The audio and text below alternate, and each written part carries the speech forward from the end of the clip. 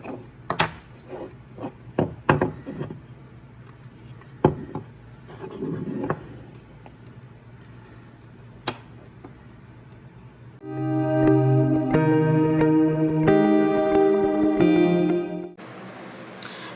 it's me again. I'm going to keep recording. I'll probably upload this video the next day, whatever day that might be. Okay, so I'm going to keep filming because I have some more books to talk about. 1, 2, 3, 4, 5, 6, 7. I just counted them and I already forgotten. Okay, this one I bought. It's called This Is How It Always Is, and it's by Lori Frankel. And this is the Reese? Yeah, this is a Reese book club, and I've liked a few of hers. The Crawdads one, Where Crawdads Sing, that was pretty good. And I don't know, there's another one or two I've read, but this one looks pretty good. And this author has written a couple other books. She wrote The Atlas of Love and Goodbye for Now. I don't recognize either title. I don't think I've read them. This book, copyright date is not where 2017. There we go. So this says, this is Claude.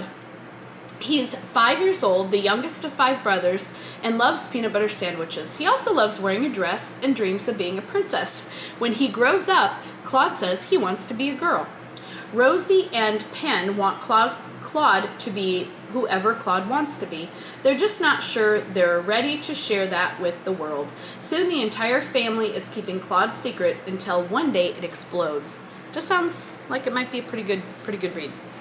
This next one, Sula by Toni Morrison, I feel like I may have read this, but it was so long ago that if I did, I don't even recognize it. And I may even own it, but I don't think I do.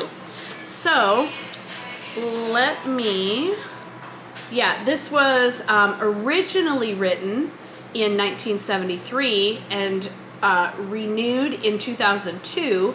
And then it says, first vintage international edition, June 2004. Okay, so this is a classic Toni Morrison book. It says, 2 girls who grow up to be women, 2 friends who become something worse than enemies.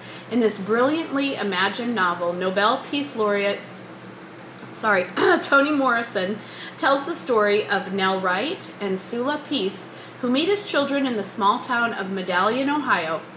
Their devotion is fierce enough to withstand bullies and the burden of a dreadful secret. It endures even after Nell has grown up to be a pillar of the black community and Sula has become a pariah. But their friendship ends in an unforgivable betrayal. Or does it end? Terrifying, comic, ribald, and tragic, Sula is a work that overflows with life. I don't remember anything about it, so I'm going to reread it or read it for the first time. The next one I bought is called Beyond the Wild River. This one, oh my gosh, I kind of vaguely remember reading what it was about. Sarah Maine is the author, and she's also the author of The House Between Tides. And this one, I'm going to paraphrase because it's kind of long, but the family, something bad happens in the family. There's a death that it seems kind of sketchy. And there is a person of interest, I believe, and the family who owns I hope I'm getting this close here.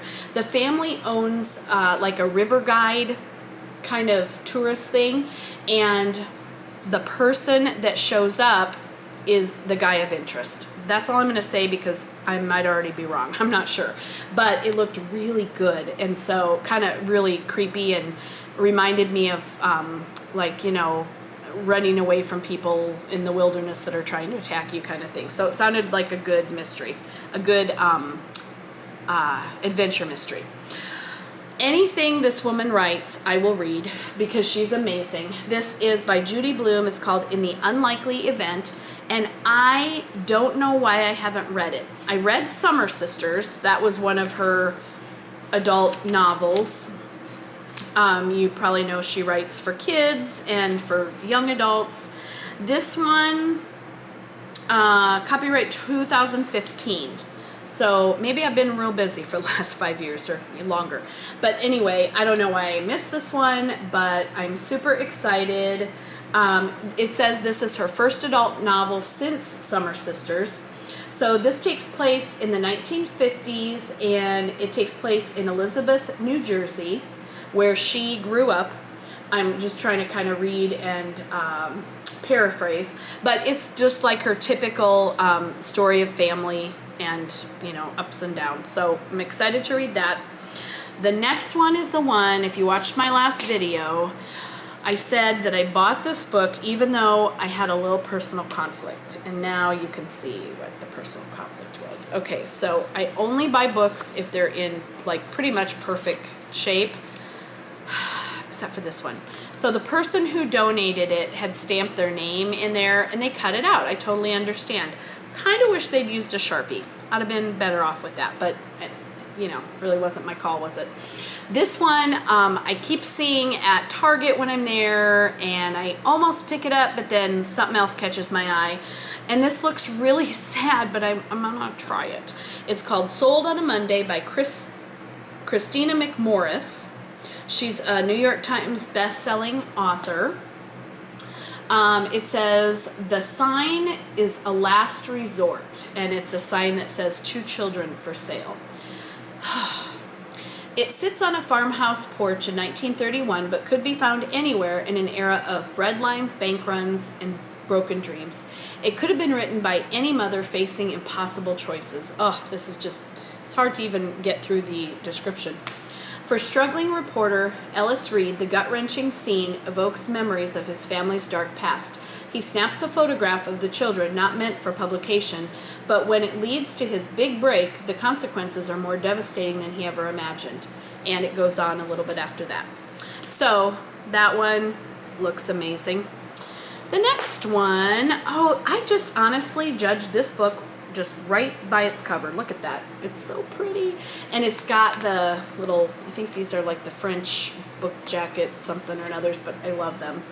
This one is by Anne Patchett, author of Bel Canto. I've never heard a thing about this book. It also has those cool pages. I don't know if you can tell from here, but they're like the, I don't know how to show it. They're uneven, and they're like feel like kind of like ripped paper, like homemade paper. Just really love that. Anyway, totally judge the book by its cover and its pages. So I don't even know if it's going to be good.